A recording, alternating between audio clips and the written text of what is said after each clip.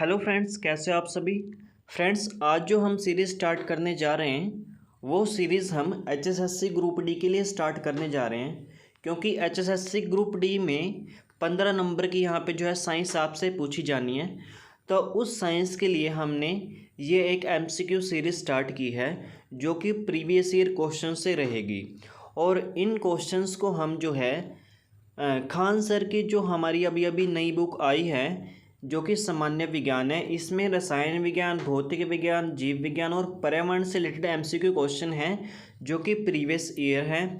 इसे हम यहाँ पे करने जा रहे हैं। तो इस बुक की हेल्प से ही हम सारी की सारी साइंस को यहाँ पे कवर करेंगे। इससे बाहर आपका कोई भी क्वेश्चन नहीं जाएगा। तो चलिए फ्रेंड्स, देखते हैं कि यहाँ पे आपके कौन कौन से क्वेश्चन जो हैं वो प्रीवियस ईयर एग्ज़ाम में आए हुए हैं। तो यहाँ पे मैं आपको बता देता हूँ कि जो ये बुक है, ये बुक आपकी चैप्टर वाइज रहेगी। चैप्टर वाइज इसमें जो है एमसीक्यू क्वेश्चन दे रखे हैं। सबसे पहले जो है वो केमिस्ट्री से यानी कि रासायनिक विज्ञान से यहाँ पे जो है क्वेश्चन दिए हुए हैं आपके एमसीक्यू। और ये जो क्वेश्चन आपसे पूछे गए ये स्टेट लेवल पे पूछे गए हैं। तो फ्रेंड्स, यहाँ से आपका जो फर्स्ट क्वेश्चन बनता है, कर्ण बोसोन नाम का संबंध किस नाम से है, जो कि यूपीएसएससी 2015 में पूछा गया है। तो इस क्वेश्चन का आंसर क्या है आपका, कर्ण बोसोन नाम का संबंध किस नाम से है। तो इसका आंसर आपका है option number B, S N. Bose. S N. Bose, ठीक है फ्रेंड्स। फिर नेक्स्ट क्वेश्चन आपका जो रहेगा कि कितने प्रकार की क्वांटम संख्या होती है। क्वांटम संख्या कितने प्रकार की होती है, ये भी आपका प्रीवियस ईयर क्वेश्चन है। ठीक है, मतलब यहाँ पे सारे के सारे क्वेश्चन जो हैं वो आपके इम्पोर्टेंट क्वेश्चन हैं जो कि एग्जाम्स में आए हुए हैं। तो यहाँ पे क्वांटम संख्या जो होती है उनकी संख्या होती है 4। तो इसका आंसर रहेगा आपका ऑप्शन नंबर डी। यहाँ पे क्वांटम संख्या देख लेते हैं क्या होती है। क्वांटम संख्या किसी परमाणु में किसी इलेक्ट्रॉन को पूर्ण रूप से अभिव्यक्त करने के लिए, अर्थात उसकी स्थिति और ऊर्जा को निर्धारित करने के लिए जिन संख्याओं का प्रयोग करते हैं उन्हें क्वांटम संख्या कहते हैं। फिर नेक्स्ट क्वेश्चन आपका जो बनता है, चक्रण क्वांटम संख्या के कितने मान संभव है। जो ये क्वांटम संख्या होती है ना, ये 4 प्रकार की होती है। तो इसमें आगे चक्रण क्वांटम संख्या होती है चौथे नंबर की। तो इसके कितने मान संभव होते हैं, इसके कितने मान संभव होते हैं बताओ फ्रेंड। तो इसके जो है वो 2 मान संभव होते हैं। यहाँ पे मैं आपको दिखा देता हूँ कि 4 क्वांटम संख्या कौन कौन सी होती है। फर्स्ट नंबर पे होते हैं मुख्य क्वांटम संख्या, प्रिंसिपल क्वांटम नंबर। दूसरा नंबर पे होती है द्विगंशी क्वांटम संख्या।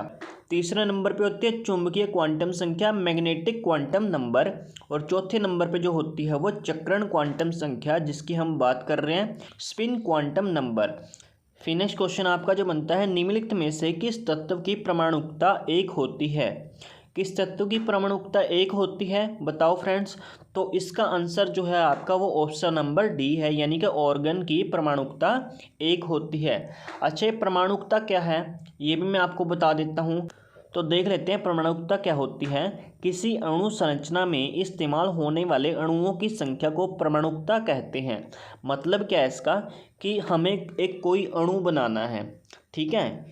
इस अणु को बनाने के लिए, इसकी संरचना करने के लिए, जैसे कि हमें 3 अणुओं की जरूरत पड़ी, तो इसे ही हम क्या कहेंगे, परमाणुकता कहते हैं। ठीक है, तो आपके पास क्वेश्चन में दिया हो कि निम्नलिखित में से किस तत्व की परमाणुकता 1 होती है। मतलब क्या है कि ऐसा कौन सा तत्व है जिसको बनाने के लिए हमें सिर्फ 1 अणु की जरूरत होती है। तो उसका आंसर है आपका ऑर्गन। क्या आंसर है, ऑर्गन। ठीक है फ्रेंड्स। तो नेक्स्ट क्वेश्चन आपका जो बनता है, 52 ग्राम हीलियम में मोलों की संख्या क्या है। इसका आंसर बताओ फ्रेंड्स क्या होगा आपका। तो इसका आंसर आपका आता है यहाँ पे ऑप्शन नंबर बी, यानी कि 13। ठीक है फ्रेंड्स।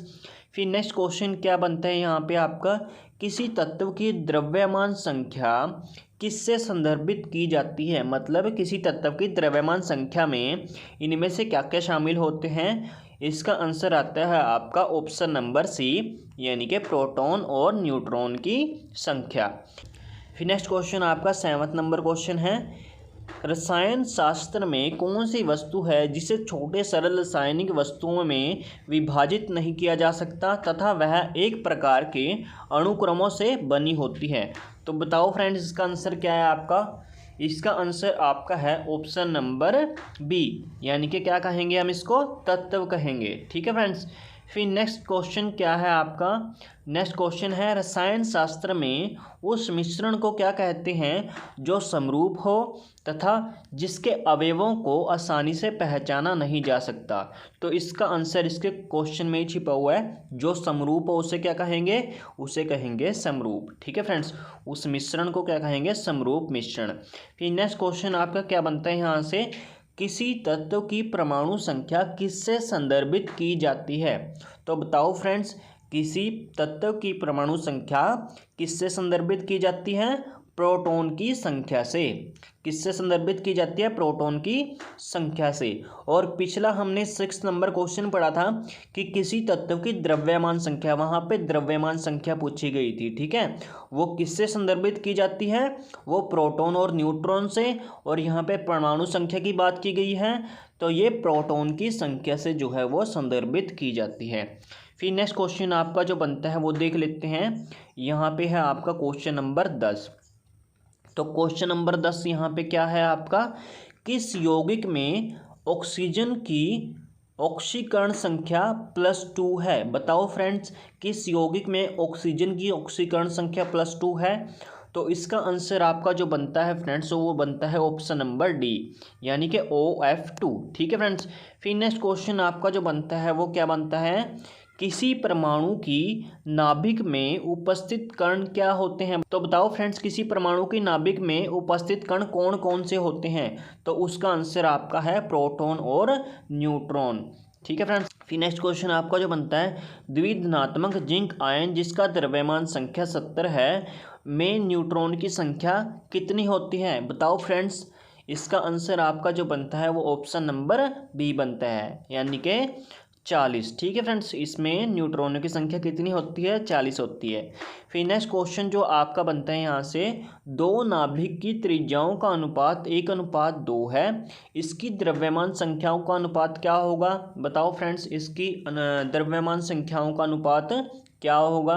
तो इसका आंसर आपका है ऑप्शन नंबर ए, यानी कि 1:8। फिर नेक्स्ट क्वेश्चन आपका है, क्वांटम संख्या जो किसी कक्षा में अंतरिक्ष में अभिविन्यास की दिशा को विनिर्दिष्ट करता है। इसका आंसर बताओ क्या है फ्रेंड्स? तो इसका आंसर आपका है ऑप्शन नंबर सी, यानी कि चुंबकीय क्वांटम संख्या।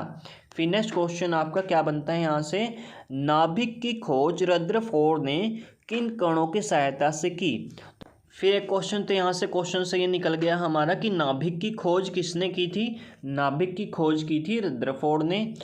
तो रदरफोर्ड ने नाभिक की खोज किन कणों की सहायता से की थी? बताओ फ्रेंड्स। तो इसका आंसर आपका है ऑप्शन नंबर ए, यानी कि ए कण की सहायता से जो है नाभिक की खोज की थी रदरफोर्ड ने। फिर नेक्स्ट क्वेश्चन आपका क्या बनता है यहाँ से देख लेते हैं। नेक्स्ट क्वेश्चन है आपका, परमाणु नाभिक के अवयव हैं, कौन कौन से अवयव हैं? बताओ, परमाणु नाभिक के अवयव कौन कौन से हैं? तो इसका आंसर आपका है प्रोटॉन और न्यूट्रॉन। अभी हमने क्वेश्चन भी पढ़ा था कि किसी परमाणु की नाभिक में उपस्थित कण कौन कौन से होते हैं, तो उसका आंसर आपका क्या था? प्रोटॉन और न्यूट्रॉन। तो ये भी उसी से ही मिला जुला क्वेश्चन है कि परमाणु नाभिक के अवयव कौन कौन से हैं। तो परमाणु नाभिक के अवयव जो हैं वो प्रोटॉन और न्यूट्रॉन हैं आपके। ठीक है फ्रेंड्स। फिर नेक्स्ट क्वेश्चन आपका है, परमाणु संख्या 17 एवं द्रव्यमान संख्या 35 के एक क्लोरीन परमाणु के नाभिक में होते हैं। बताओ फ्रेंड्स, इसका आंसर क्या है आपका? इसका आंसर है आपका बी, यानी कि 18 न्यूट्रॉन। ठीक है फ्रेंड्स। फिर नेक्स्ट क्वेश्चन आपका है, परमाणु भार का अंतर्राष्ट्रीय मानक क्या है? परमाणु भार का अंतर्राष्ट्रीय मानक क्या है? तो इसका आंसर आपका है C12, यानी कि ऑप्शन नंबर सी। ठीक है फ्रेंड्स। फिर नेक्स्ट क्वेश्चन आपका यहाँ से क्या बनता है देख लेते हैं। रदरफोर्ड ने भौतिकी में किस मूल कण की खोज की थी? बताओ फ्रेंड्स, रदरफोर्ड ने भौतिकी में किस मूल कण की खोज की थी? तो इसका आंसर है प्रोटॉन, यानी कि ऑप्शन नंबर बी। फिर नेक्स्ट क्वेश्चन आपका जो बनता है लास्ट क्वेश्चन, नेक्स्ट क्वेश्चन है आपका, तत्व के सबसे छोटे भाग को क्या कहते हैं। ये आपका इंपॉर्टेंट क्वेश्चन है। तत्व के सबसे छोटे भाग को क्या कहते हैं। इसका आंसर आपका है परमाणु, यानी कि ऑप्शन नंबर ए। ठीक है फ्रेंड्स, और परमाणुओं से मिलकर बनता है अणु।